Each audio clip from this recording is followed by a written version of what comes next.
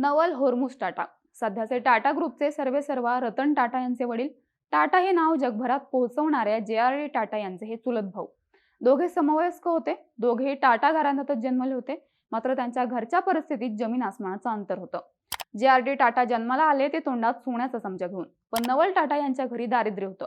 त्यांचे वडील अहमदाबादच्या एका कारखान्यात कामाला होते. त्यांच्या निधनानंतर नवल टाटा हे अनाथ आश्रमात वाढले. जमशेदजी टाटांच्या मुलाने म्हणजेच रतनजी टाटा यांनी नवल टाटा यांना दत्तक घेतले आणि पुढे त्यांचं आयुष्य बदलून गेलं.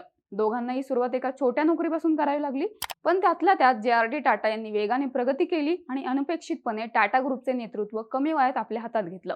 खरं तर या पदावर JRD यांच्या आधी नवल टाटा यांचा अधिकार होता. मात्र स्वभावाने मृदू आणि अत्यंत सज्जन असलेल्या नवल टाटा यांनी याबद्दल कधी आक्षेप घेतला नाही.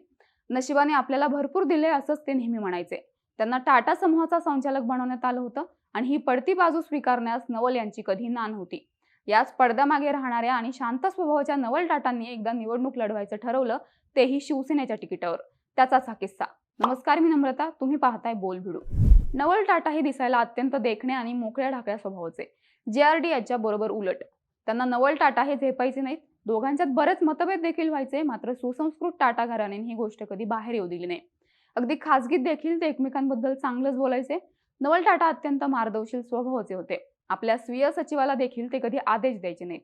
प्रत्येकाशी बोलताना त्यांचा विनंतीवजा सूर असायचा.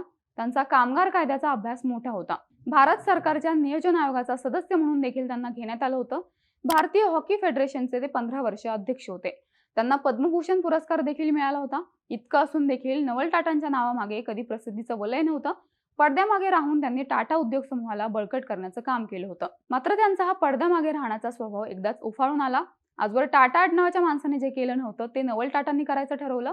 ते म्हणजे लोकसभेची निवडणूक लढवणं. टाटा उद्योग समूहाचे डोलारा उभा करताना आजवर राजकारण्यांशी संबंध आला होता. स्वातंत्र्यापूर्वी गांधीजींच्या लढ्याला मदत करणे वगैरे गोष्टी टाटांनी केल्या होत्या.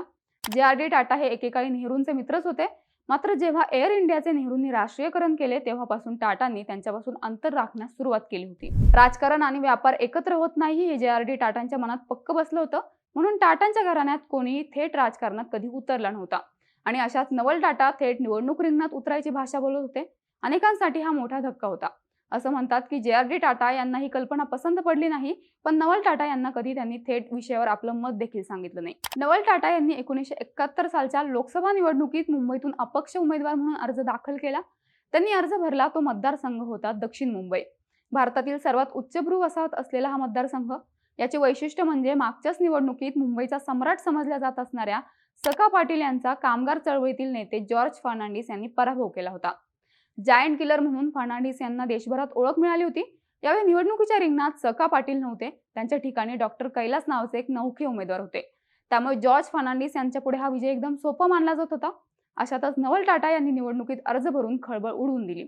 असं म्हणतात की नवल टाटा यांनी अर्ज दाखल केल्यावर इंदिरा गांधी JRD टाटा यांच्यावर नाराज झाल्या. त्या तेव्हा लोकप्रियतेच्या शिखरावर होत्या. त्यांनी JRD टाटा यांची विचारणा देखील केली. सर्व बाजूंनी नवल टाटा यांच्या उमेदवारीला विरोध होत होता. फक्त एकच माणूस त्यांच्या पाठीशी उभा राहिला, ते म्हणजे शिवसेना प्रमुख बाळासाहेब ठाकरे. बाळासाहेबांचा काँग्रेसला विरोध होता आणि साम्यवादी कामगार चळवळीशी निगडीत असलेल्या जॉर्ज फर्नांडिसशी तर त्यांचं उभं वैर होतं. जॉर्ज फर्नांडिस आणि टाटा उद्योग समूहाचं नातं देखील तितकं खराब होतं असं नाही. फर्नांडिस यांना एकदा ताज हॉटेलसमोर मारहाण झाली होती. तेव्हा JRD यांनी त्यांची भेट घेऊन विचारपूस केली होती. पुढे काही वर्षांनी त्यांना जमशेदपूरच्या कामगार युनियनचा प्रमुख होणार का याची विचारणा देखील केली होती. पण फर्नांडिस यांचा त्या काळचा डॅशिंग स्वभाव आणि भांडवलशाही विरुद्ध उभारलेला लढा यामुळे त्यांनी टाटांच्या पासून अंतरच राखलं होतं. मात्र या निवडणुकीमुळे फर्नांडिस आणि टाटा एकमेकांच्या विरुद्ध उभे ठाकले होते. बाळासाहेबांच्या आदेशामुळे शिवसैनिक नवल टाटा यांच्या प्रचारात उतरले. स्वतः बाळासाहेब त्यांचे प्रचार प्रमुख होते असं म्हणतात. तळागाळातला शिवसैनिक टाटा उद्योगाच्या राजकुमारच्या निवडणुकीसाठी जीवाचं रान करत होता. जयंत साळगावकर हे देखील नवल टाटा यांच्या प्रचारात आघाडीवर होते. या सगळ्याचा परिणाम दिसून आला. निवडणुकीच्या निकालानंतर जॉर्ज फर्नांडिस यांचं डिपॉझिटच जप्त झालं. नवल टाटा देखील निवडणुकीत पराभूत झाले. काँग्रेसचा उमेदवार विजयी झाला, पण नवल टाटांनी त्यांना चांगलीच लढत दिली होती. दोघांच्यात फक्त 19,000 मतांचं अंतर राहिलं होतं. शिवसैनिकांनी केलेला प्रचार दिसून येत होता. बाळासाहेब म्हणाले, हा बाईचा नाही तर शाईचा विजय. त्याकाळी चर्चा होती की इंदिरा गांधींनी रशियामधून खास शाई मागवली आहे, ज्यामुळे अन्य उमेदवारांच्या बाजूने जे मतदान झालंय ते गायब होतं. खरं खोटं माहीत नाही, पण नवल टाटा यांची लाट असून देखील त्यांना पराभव चाखावा लागला. डिपॉझिट जप्त झालेल्या जायंट किलर जॉर्ज फर्नांडिस यांची मात्र माध्यमांनी यथेच्छ चेष्टा उडवली. JRD व इतरांचा विरोध असताना फक्त शिवसैनिकांच्या बळावर नवल टाटा यांनी घेतलेली आघाडी काही जणांसाठी धक्कादायक होती. मुकुंदा आयर्नचे प्रमुख जॉर्ज फर्नांडिस यांचे मित्र वीरेन शाह यांनी एके ठिकाणी सांगितलं, जर नवल टाटा 1976 साली जॉर्जच्या विरोधात उभे राहिले नसते तर त्यांचा नक्कीच विजय झाला असता. टाटांचा निवडणुकीशी आलेला हा पहिला आणि शेवटचा संबंध. यानंतर नवल टाटा यांना अनेकदा आग्रह होत असून देखील त्यांनी कधी परत तिकडे फिरकून देखील पाहिलं नाही. 1981 साली कॅन्सरमुळे त्यांचं निधन झालं. त्यांच्या निधनाच्या काही वर्षातच JRD टाटा यांनी आपला वारसदार म्हणून नवल टाटांच्या मुलाची म्हणजेच रतन यांची निवड केली. आणि पुढचा इतिहास तर आपल्याला ठाऊकच आहे. नवल टाटांचा हा किस्सा तुम्हाला कसा वाटलाय आम्हाला कमेंट्समधून नक्की सांगा आणि यासारख्या व्हिडिओजसाठी बोल भिडूच्या YouTube चॅनलला सबस्क्राईब करायला विसरू नका.